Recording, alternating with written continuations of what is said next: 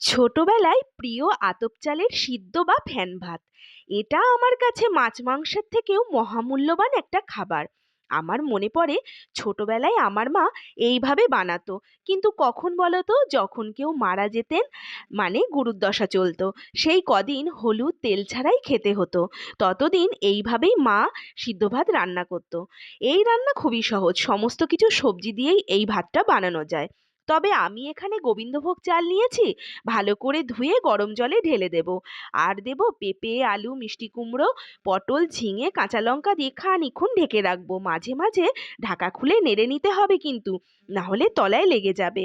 এরপর মটরের ডাল বেটে নেব লঙ্কা গোলমরিচ দিয়ে, আর নুন দিয়ে ফাটিয়ে নেওয়ার পর গোল গোল বল করে সিদ্ধ ভাতের মধ্যে দিয়ে দেবো। এটা আপনিতেই শক্ত হয়ে যাবে। এই রান্নাটা ধিমি আঁচে করতে হবে। আর রেডি আমার প্রিয় গোবিন্দভোগ চালের ফেনা ভাত। নমস্কার।